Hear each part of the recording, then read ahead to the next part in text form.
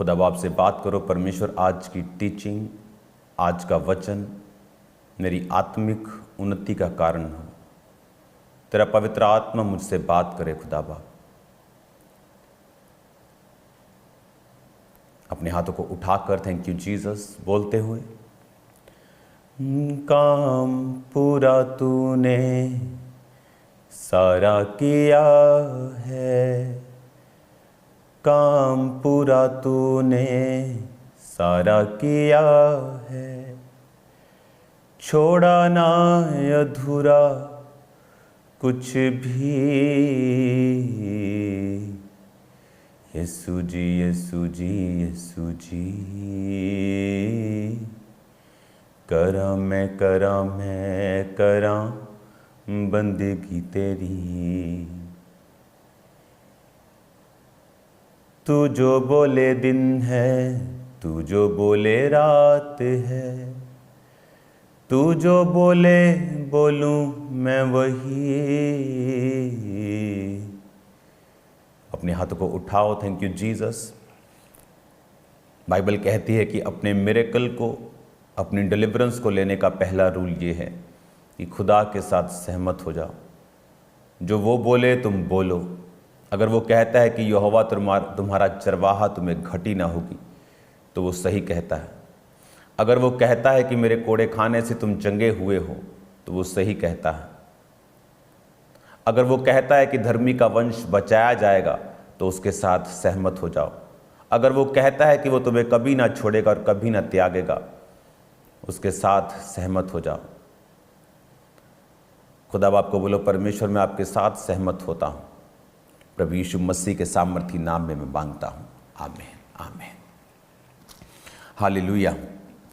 आज हम न्यायों की पुस्तक की स्टडी स्टार्ट करेंगे। आपने इसके बेस को समझ लिया था, आपने इसकी स्टार्टिंग को समझ लिया था कि परमेश्वर ने किस रीति के साथ इजराइलियों को छुड़ाया। उन्हें मिस्र के राजा फिरौन से, जो उस समय का सबसे ताकतवर किंगडम में से एक था, सबसे बड़े राजाओं में से एक था, उसको परमेश्वर ने, बाइबल कहती है, ठट्ठों में उड़ाकर उसके मन को कठोर किया। आप जानते कि परमेश्वर कई बार जो शैतानी लोग होते हैं, जो परमेश्वर के वचन पे नहीं चलते, उनके मनों को कठोर कर देता है ताकि वो धर्मी से लड़े। और उन्हें ये मालूम नहीं होता कि ये भी एक दंड का परिणाम है, ये भी एक परमेश्वर का दंड है इनडायरेक्टली उनके ऊपर, जो उनको समझ नहीं आती। इसीलिए जब पहला मिरेकल हुआ, दूसरा हुआ, तीसरा हुआ, चौथा हुआ, जब फिरौन के जो जादू टोना करने वाले लोग थे, उन्होंने उस लेवल पर मिरेकल करने बंद कर दिया कि ये हमसे नहीं हो सकता। हाँ, सांप हमने बना दिया, हमने भी लहू कर दिया, हम भी मेंढक कर सकते, लेकिन ये हमसे नहीं हो रहा। अब आग गिराना, ओले गिराना, अब ये हाई लेवल के मिरेकल जो होते जा रहे हैं, ये हमसे नहीं हो सकता। तो वो क्यों, क्या ऐसी चीज़ थी? जब हम आज बाइबल को पढ़ते हैं, हम देखते हैं कि क्यों वो अपने मनों को कठोर करता रहा, यहाँ तक कि जब तक उसके पहलौठे बच्चे की परमेश्वर ने मौत नहीं कर दी, क्यों वो मनों को कठोर करता रहा। बाइबल कहती, परमेश्वर ने कहा ये मेरा उसके ऊपर दंड होगा कि मैं उसके मन को कठोर कर दूंगा। कई बार जो दुष्ट लोग होते हैं, परमेश्वर उनके मनों को कठोर कर देता है कि वो सब कुछ जानते हुए भी, सच्चाई को जानते हुए कि ये लोग धर्मी हैं, ये लोग प्योर हैं, उनके खिलाफ लड़ना शुरू करते हैं, ताकि वो खुद एक्सपोज हों, ताकि वो खुद जाहिर हो जाए कि वो है क्या, कि वो परमेश्वर से दूर हैं, कि वो न्याय के जो दंड होगा, जो परमेश्वर का जो नरक होगा, उसके लिए अपने आप को तैयार कर रहे हैं। तो ये भी परमेश्वर की ओर से था। कई बार आप इन चीज़ों को अपनी लाइफ में पूरा होते हुए देखते हैं। जब आप लोगों के मनों को गलती करने के बावजूद भी उन्हें कठोर होता हुआ देखते हैं, आप समझ जाते हैं कि परमेश्वर कुछ एक्सपोज करना चाहता है, परमेश्वर कुछ दिखाना चाहता है अपने लोगों को। हालेलुया। बाइबल कहती है परमेश्वर का आत्मा हमेशा वो लोगों से बात करता है।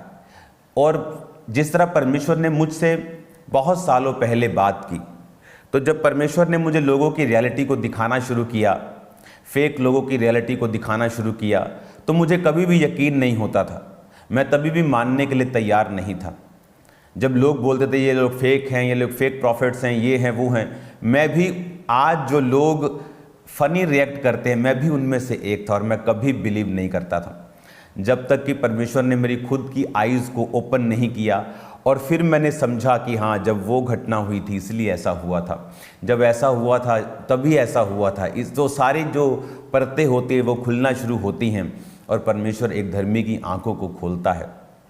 इसलिए मैं आपको टीचिंग दे रहा हूँ ताकि आपकी आईज़ जो हैं वो ओपन रहे, ताकि फ्यूचर में जब आपके सामने इवेंट्स अनफोल्ड होंगे तब आपको मालूम होगा कि आप फिर परमेश्वर को कंप्लेंट नहीं करेंगे कि प्रभु तूने मुझे बताया क्यों नहीं, तूने मुझ पर जाहिर क्यों नहीं किया, ऐसा कैसे हो सकता है, मैं धर्मी हूँ।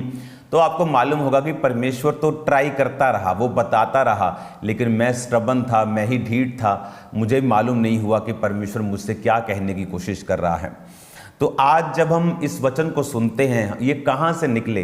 ये लोग मिस्र से निकले थे। मिस्री राजा को परमेश्वर ने उसके मन को कठोर करके मिरेकल्स को दिखा के, लास्ट पहलोठे को मार के वो मिरेकल दिखा के उनको लेके आया।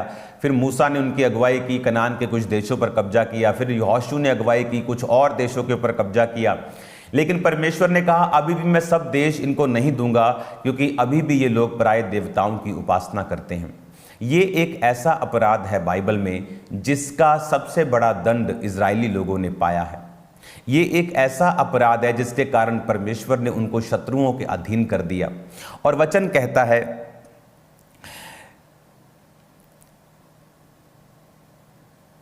न्यायों 2 बाब उसकी 13 आयत, वे यहोवा को त्याग कर बाल देवताओं और अश्तरेत देवियों की उपासना करने लगे, इसलिए यहोवा का कोप इजराइलियों पर भड़क उठा और उसने उनको लुटेरों के हाथ में कर दिया और वे उन्हें लूटने लगे, उनके चारों ओर के शत्रुओं के अधीन कर दिया और फिर वे अपने शत्रुओं के सामने ठहर न सके।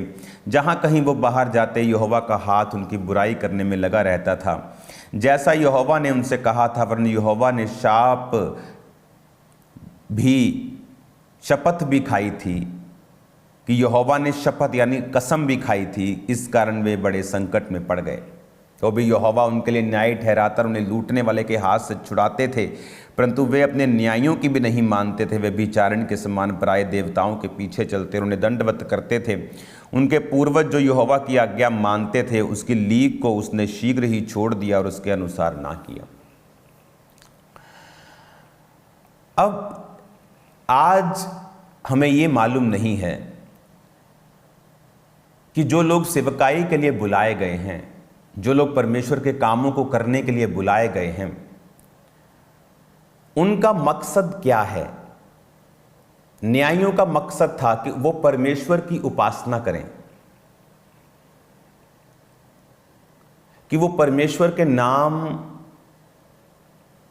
की स्थापना उनकी जिंदगियों में दृढ़ता से करें। और जब वो परमेश्वर को छोड़कर दूसरे ईश्वरों के पीछे चलते थे तो बाइबल कहती है परमेश्वर उनको लुटेरों के हाथ में करता था। वो लूट लिए जाते थे, शत्रुओं के अधीन करता था। वो शत्रु जो उनको कभी हरा नहीं पाते थे, परमेश्वर उनको शत्रुओं के हाथ में कर देता था। अब उसने कहा कि वो शत्रुओं के सामने ठहर नहीं पाते थे। पौलुस को पढ़ना क्यों जरूरी है?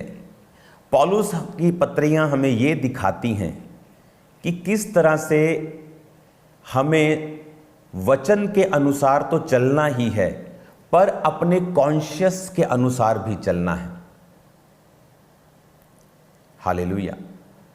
अगर हम कहें कि हम वचन के अनुसार चलते हैं और अपने विवेक का भी पीछा ना करें, जिस तरह से वचन क्या कहता है? वचन कहता है कि तुम जब प्रार्थना करोगे तो खाने की वस्तुएं शुद्ध हो जाएंगी।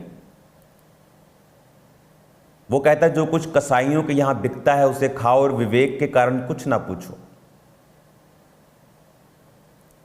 बड़े ध्यान से ये सुनने वाली बातें हैं। पौलुस कहता कि अगर कोई तुम्हें ऐसा चढ़ावा दे जो किसी और ईश्वर के सामने चढ़ाया गया और तुम्हें दे और तुम्हें ना मालूम हो और तुम उसे खा लो, तुम्हें मालूम नहीं, तो इससे कोई फर्क नहीं पड़ता, क्योंकि जगत और जगत की सब वस्तुएं परमेश्वर की हैं। पर अगर वो बताए कि ये लो खाना, ये मैं वहां से लेके आया हूं, कहता फिर उस विवेक के कारण, कि तुम्हारे उस विवेक के कारण, उस बताने वाले के कारण उसको मत खाओ। पौलुस कहता अगर तुम्हारा भाई तुम्हारे मांस खाने से ठोकर खाता है तो मांस मत खाओ। उसने ऐसा क्यों कहा? मांस खाना बाइबल के अनुसार अपराध नहीं, तुम्हारे शरीर की वो चॉइस है, तुम खाओ, फर्क नहीं, ना खाओ, प्रभु को कोई फर्क नहीं।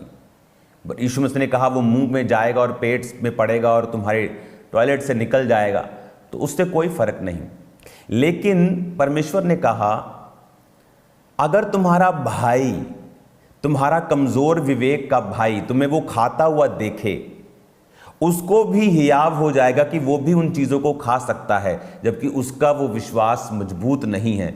तो परमेश्वर ने कहा तुम्हारा वो भाई, तुम्हारे कारण उसका विवेक निर्बल होगा और वो भी दूसरे ईश्वरों की उपासना में डायरेक्ट या इनडायरेक्ट शामिल हो जाएगा, क्योंकि जो कुछ उनको चढ़ाया जाता है ये मानकर चढ़ाया जाता है कि वो ईश्वर हैं। इसलिए तुम दुष्ट आत्माओं और परमेश्वर दोनों के मेज के साझी नहीं हो सकते। ये बड़ी गहरी बातें पौलुस ने बोली हैं। इसलिए तुम्हारा भाई ठोकर ना खाए, इसलिए तुम मांस ना खाना। जब भी मैं आपको ग्रीट करता हूं, मैं जय मसीह की बोलता हूं। मैं आपको दुनिया के हर तरह से ग्रीट कर सकता हूं बोल के कि ये लोग बोलते हैं, ये धर्म वाले बोलते हैं, लेकिन अगर आप इनका मतलब देखेंगे तो इनका मतलब ये है, मतलब ये। मैं उस चीज में नहीं जाना चाहता। वो मतलब सबको मालूम है। लेकिन अगर आपका विवेक, आप जो बोल रहे हैं वो दूसरे सुनने वालों को इस तरह से लगे कि हाँ हम सब जगह भी जा सकते हैं, यीशु मसीह को मानते रहो, सब जगह जा सकते हैं, कोई बात नहीं, सब एक हैं, उसमें आप दोषी हैं कि आप लोगों के विश्वास को हर्ट कर रहे हैं और उनकी आत्माओं को कमजोर कर रहे हैं। पौलुस कहता अगर कोई तेरे मीट खाने से भी ठोकर खाता है तो मीट खाना छोड़ दे। मैं बोल सकता हूं कि मैं क्यों छोड़ूं, ये तो बाइबल में लिखा है। नहीं, इस वर्ड का तो मतलब ये है, हम बोल सकते हैं। बात वो नहीं है। पौलुस ने कहा तुम अपने विश्वास को अपने पास रखो और दूसरों के हिसाब से कि वो क्या समझते हैं उस हिसाब से चलो। इसीलिए मेरी ग्रीटिंग आपको जय मसीह के अलावा और किसी शब्द में और किसी डायलेक्ट में और किसी भी तरीके से मैं आपको नहीं बोलता हूं। रीजन ये नहीं कि मुझे नहीं मालूम, मुझे मालूम उन वर्ड्स का मतलब क्या है, लेकिन सुनने वाले लोगों को मालूम नहीं। वो दो चित्ते और दो मन रहेंगे, इसीलिए कलीसियाएं ग्रोथ नहीं करती, इसीलिए वो एक लेवल पे आके अड़ जाती हैं, चाहे छोटी हो चाहे बड़ी हो, क्योंकि वो फेथ आप लोगों का स्टॉप कर देते हो, लोगों को कंफ्यूज कर देते हो कि लोग अब क्या करें। क्योंकि पौलुस ने कहा मैं उस समय अपना विश्वास नहीं देखूंगा कि मैं मीट खा सकता हूं, बल्कि उस भाई का देखूंगा जो मीट खाने से ठोकर खा सकता है, इसलिए मैं भी इसको नहीं खाऊंगा और छोड़ दूंगा। हालेलुया। इसी रीति के साथ न्यायियों का काम यह था कि उन्हें पूरी रीति के साथ यहोवा में लेके आए। वो किसी भी तरह से डायरेक्ट और इनडायरेक्ट किसी भी पराये देवताओं की स्तुति में ना हो, ताकि जो परमेश्वर का जो मस्सा है, परमेश्वर की जो डिलीवरेंस है, इनकी लाइफ में प्रैक्टिकली आए और काम करे। हालेलुया। इसलिए आज लोग छुड़ाए नहीं जाते, बंधनों में रहते हैं चर्च में जाने के बावजूद भी। क्यों? क्योंकि एक पौलुस ने एक बात लिखी, उसने कहा अगर तुम्हें संपूर्ण विश्वास हो तो पहाड़ों को तुम हटा सकते हो। संपूर्ण विश्वास और संपूर्ण विश्वास में फर्क है। विश्वास और संपूर्ण विश्वास में फर्क है। इसलिए जब भी आप लोगों को ग्रीट करें, सिर्फ जय मसीह से करें। उनको एक फोकस में लगा रहने दें, उनको डिस्कनेक्ट करें उनकी पुरानी चीजों से, ताकि वो आगे बढ़ सकें। उनको जैसे बोलते हैं कि धोबी का कुत्ता ना घर का ना घाट का, उनको ऐसा ना बनाए ना वो घर के हैं ना वो घाट के हैं, बीच में लटके, ना तो पूरी तरह परमेश्वर के हैं ना उनकी जिंदगियों में काम हो रहा है। और वो आधे अधूरे बीच में हैं बिना फुल डिलीवरेंस के। परमेश्वर ये नहीं चाहता, इसलिए परमेश्वर ने कंप्लीट डिलीवरेंस रोक दी। परमेश्वर ने कहा यहोशू के मरने के बाद, स्टॉप, अब मैं तुम्हें सब कनान देश नहीं दूंगा, मैं कुछ रख छोड़ूंगा। मैं तुम्हें देखना चाहता हूं कि तुम मेरी आज्ञाओं पर पूरी तरह से चलते हो कि नहीं चलते। मैं तुम्हें कनान देश पूरी तरह से, कई बार हमारी कंप्लीट डिलीवरेंस ना होने का रीजन हम खुद हैं, परमेश्वर नहीं। क्योंकि परमेश्वर ये देखना चाहता है कि हमने परमेश्वर को एक्यूरेटली फॉलो किया। अगर हम, या तो परमेश्वर कहता है इधर हो जाओ, या तो चले जाओ, जो मर्जी बोलो, कहता तुम ना तो गर्म हो और ना तुम कहता ठंडे हो, तुम कोसे हो, मैं तुम्हें अपने मुंह से उगलने पर हूं। परमेश्वर ने कहा कि ना तो तुम पूरे मसीह हो, ना तो तुम पूरे अन्य जाति हो, तुम हो मसीही लेकिन सब बातें तुम अन्य जातियों के जैसे करते हो। तो परमेश्वर ने कहा तुम कोसे हो, तुम गुनगुने हो, या तो गर्म हो जाओ या ठंडे हो जाओ, या तो लोगों को लगा दो एक तरफ, तो या छोड़ दो उनको, फिर जो मर्जी करें। लेकिन हम लोगों ने लोगों को आधा अधूरा कर दिया, ना इधर का ना उधर का कर दिया। उनकी वजह से उनकी डिलीवरेंस कंप्लीट नहीं हो पाती, क्योंकि मैं अपने विश्वास को, पौलुस ने कहा मुझे विश्वास है इस जगत में और कोई वस्तु नहीं, मैं इसको खा सकता हूं, लेकिन मेरा एक भाई जिसका विश्वास मेरे जैसा नहीं है, जब वो मुझे उस मूरत के भवन में भोजन करता देखेगा, उसका विवेक निर्बल होकर मर जाएगा। वेरी डीप क्रिश्चियनिटी का word, very deep, very deep. पौलुस ने इसीलिए अपने विश्वास को थोपा नहीं, उसने अपने विश्वास को अपने मन में रखा। जो लोगों को चाहिए उसने उस हिसाब से लोगों को ट्रीट किया। इसीलिए उसकी सबसे ज्यादा कलीसियाएं थी, इसीलिए वो सबसे ज्यादा उसने काम किया, सबसे ज्यादा गैर भाषाओं में बोला, सबसे डीप टीचिंग पौलुस की थी। हालेलुया। आप आज वही कर सकते हैं जो पौलुस ने किया, अगर आप क्राइस्ट की शिक्षाओं को एग्जैक्टली फॉलो करें, प्रेरितों को एग्जैक्टली फॉलो करें। अगर आप आज की टीचिंग को एग्जैक्टली फॉलो करें, आप सेम रिजल्ट्स को पाएंगे। हालेलुया। जो मर्जी कोई आपको एक्सप्लेनेशन दे कि ये बोलना सही है, ये बोलना सही है, दे आर रॉन्ग, वो बोलना सही नहीं है। इसलिए नहीं कि उनको वर्ड्स का मतलब सही है, इसलिए जो पौलुस ने कहा कि मेरे विवेक के कारण, मेरे विश्वास के कारण मेरा विवेक, निर्बल विवेक का भाई नष्ट क्यों हो। मुझे मालूम है ये सही है, लेकिन उसे हियाव हो जाएगा कि सब एक जैसे ही हैं। मैं कुछ भी बोल सकता हूं तो उनके पास जा भी सकता हूं, उनका खा भी सकता हूं। लेकिन परमेश्वर ने कहा एक एक चीज को इनकी डिस्कनेक्ट कर, इनके पास्ट से। इसलिए परमेश्वर ने अब्राहम को कहा अपने पास्ट से पूरी तरह से डिस्कनेक्ट हो। उस देश में भी परमेश्वर उसे ब्लेस कर सकता था, लेकिन परमेश्वर ने कहा अपने देश को भी छोड़, अपने परिवार को भी छोड़, पूरी तरह से अपने आप को डिस्कनेक्ट कर, फिर मैं तेरे जीवन में काम करूंगा। हालेलुया। मेरा बिलीव है कि आप लोग इस वचन को समझेंगे। न्याययोग 2 उसकी 13 से लेकर 19 आयत को आप पूरी रीति के साथ आप स्टडी करेंगे, और क्यों परमेश्वर ने ऐसा किया उनकी लाइफ में, क्यों परमेश्वर उनको डिस्कनेक्ट करता था, क्यों परमेश्वर उनको अलग करता था। जब न्याय लिखा वो नहीं मानते थे, फिर प्राय देवताओं के पीछे चलते थे, तो फिर वो उपद्रवियों के हाथ में पड़ जाते थे, बिगड़ जाते थे, और यहोवा उनको फिर छुड़ाता था। जब वो फिर तौबा करते थे, फिर परमेश्वर उनको न्यायी ठहराकर फिर उनको छुड़ाता था, और इस रीति से उनको आगे लेके जाता था। हालेलुया। ये चीजें हमें समझनी चाहिए कि किस रीति के साथ हमें परमेश्वर में चलना है,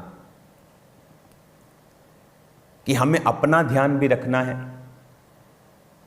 और हमें दूसरे लोगों के हिसाब से फूड देना है। मैं बॉडी बिल्डर हूं, मान लो मैं जिम जाता हूं, आप मेरे सामने कुछ रखेंगे हैवी मील तो मैं पचा जाऊंगा उसको, मैं खा जाऊंगा उसको। लेकिन मेरा एक विवेक निर्बल भाई, मेरा 40 किलो वाला भाई, अगर मैं उसको बोलूंगा सेम खाना खाना है, ये खाना पाप नहीं है, मैं उसका पेट खराब कर दूंगा। तो अगर आप वाइज सर्वेंट हैं, अगर आप बुद्धिमान सेवक हैं, आप अपना मील अपने जैसा आप दूसरों को खाने के लिए नहीं देंगे। अगर आपको मालूम हो कि ये मेरे जैसे स्ट्रांग हैं, वो मील आप उनको पर्सनल गैदरिंग में दे सकते हैं, वो खाएंगे पचाएंगे क्योंकि वो आप जैसे स्ट्रांग हैं। लेकिन आप स्ट्रांग हैं, हर बंदा स्ट्रांग नहीं है। मैं स्ट्रांग हूं तो इसका मतलब ये नहीं मेरी पूरी चर्च स्ट्रांग है। एक मां भी अपने बच्चों को सेम फूड नहीं देती जब एक घर में 4-5 बच्चे हों तो। किसी को कुछ डाइजेस्ट अच्छी तरह से होता है, आज किसी को गला खराब है तो उसका फूड चेंज हो जाता है, किसी का पेट खराब है उसका चेंज हो जाता है। तो एक मां अगर अपने बच्चों को ऐसा खिला सकती है तो चर्च क्यों नहीं खिला सकती? चर्च क्यों नहीं दे सकती फूड को कि वो उस तरह का खाना दे कि जब स्ट्रांग की ज़रूरत है स्ट्रांग दे, जब उसको लाइट फूड की ज़रूरत है लाइट दे, और उन्हें उस रीति के साथ आगे लेके जाए कि उनका विवेक मरे ना और वो आगे बढ़े। हालेलुया। अब परमेश्वर ने जिस तरह से न्यायियों को खड़ा किया, उस तरह से परमेश्वर ने आज सेवकों को खड़ा किया है। और जब वो प्रीच करते हैं, जब वो लोग तौबा करते हैं और पूरी रीति के साथ अपने पास्ट को छोड़ के परमेश्वर में चलते हैं, तो परमेश्वर उनको पूरी रीति के साथ डिलीवर करता है। अगर हम क्रिश्चियन हैं और हमारी डिलीवरेंस पूरी नहीं हुई तो ये परमेश्वर की ओर से नहीं है। कहीं ना कहीं वो एक टीचिंग में गड़बड़ है, कहीं ना कहीं उनके विश्वास में गड़बड़ है, कहीं ना कहीं उनकी चाल में गड़बड़ है कि वो पूरी रीति के साथ परमेश्वर में चल नहीं पा रहे हैं। इसलिए हमें यह ध्यान रखना है, आपको ये ध्यान रखना है कि आप पूरी तरह से पास्ट से डिस्कनेक्ट हों, आप पूरी तरह से नई शिक्षा के ऊपर चलें, अनलर्न कर दें पुरानी चीज़ों को, मुंह पर ना लेके आए उन्हें, और फिर आप परमेश्वर का पीछा करें, उसकी आज्ञाओं को समझें, उसकी आज्ञाओं को मानें। फिर आप सेम नहीं रहेंगे, आपकी लाइफ सेम नहीं होगी। हालेलुया। ध्यान से पढ़ें बाइबल को, वचन को बड़े ध्यान से मनन के साथ पढ़ें।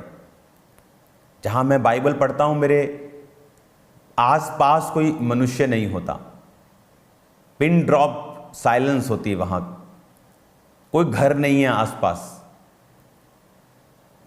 मैं जानता हूं आपके पास ये माहौल सबके पास नहीं होगा, बट आप डिस्कनेक्ट हो सकते हैं। पूरा एक फोर्स अंदर से लगाकर आप बाइबल को पढ़ सकते हैं कि प्रभु आपसे बात करे।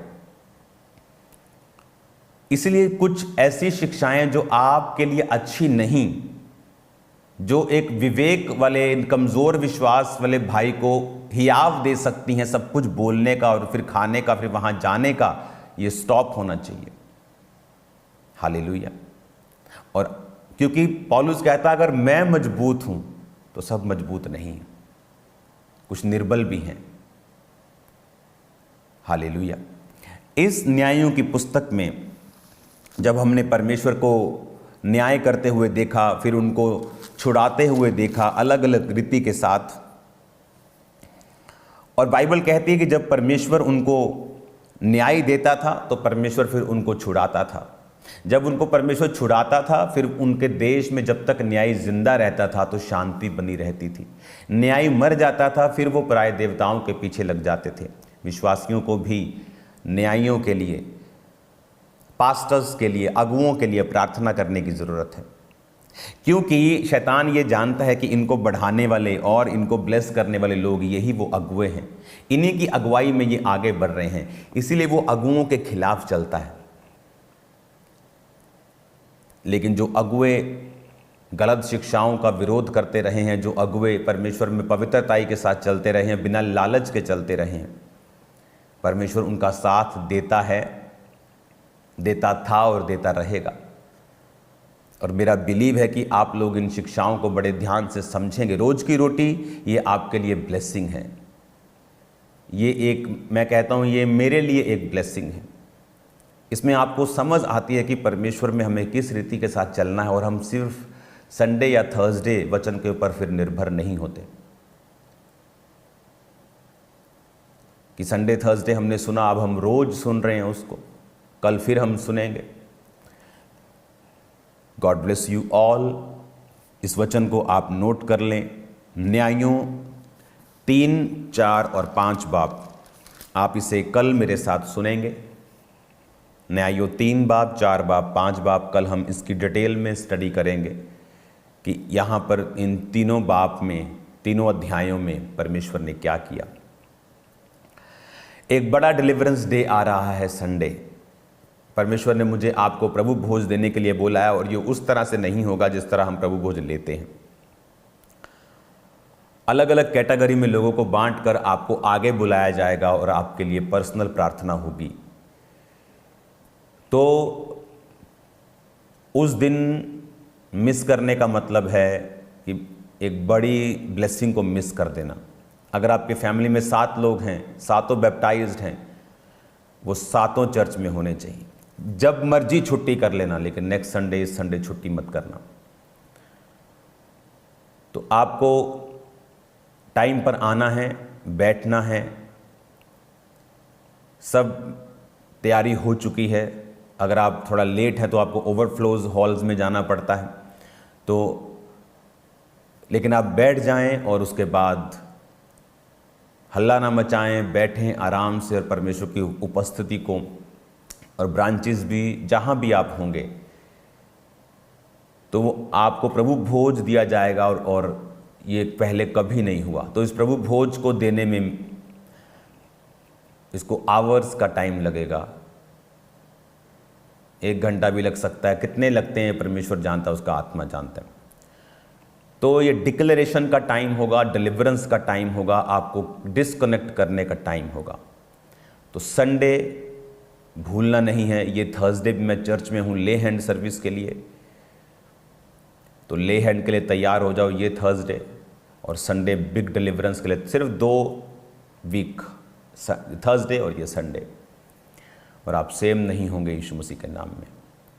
आप ब्लेस्ड हैं। मेरा बिलीव है कि परमेश्वर ने एक बड़े काम के लिए हमें चुना है, और मेरा ये बिलीव है कि उसने आपको भी एक ग्रेट डिलीवरर होने के लिए, डिलीवरेंस के लिए तो चुना ही है, लेकिन आपको डिलीवरर होने के लिए भी चुना है। या आप लोग खुद ऐसी शिक्षाओं को पाएं और स्ट्रांग हों कि दूसरों को छुटकारा दे सकें। Hallelujah. God bless you all. मेरा बिलीव है कि इन शिक्षाओं से आपकी जो मसीही जीवन है वो सेम नहीं है। कल फिर 1 बजे मिलेंगे। आज शाम को प्रेयर माउंटेन पे मिलेंगे, खुदावंद की प्रस्तिश में, खुदावंद की प्रेयर में, फायर प्रेयर में। हज़ारों टेस्टिमनीज मैं लोगों से जब मिलता हूँ ऑफिस में, तो मैं आई थिंक 90% से भी ज़्यादा, आई थिंक मोर देन 98% बोल सकता हूँ मैं, वो लोग बताते हैं कि हम रोज़ प्रार्थना पहाड़ की प्रार्थनाओं से जुड़ते हैं। इवन फॉरेन में भी, इन वहाँ भी जहाँ पर 12-12 घंटे का फ़र्क है, लोग इस प्रेयर माउंटेन से जुड़े हुए हैं। 80 से अधिक देश इसको देखते हैं और सुनते हैं और बरकत को पाते हैं। आप भी सेम नहीं हैं।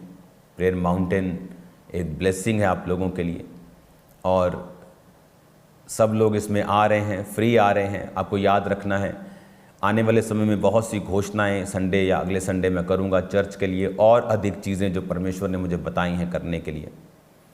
God bless you all.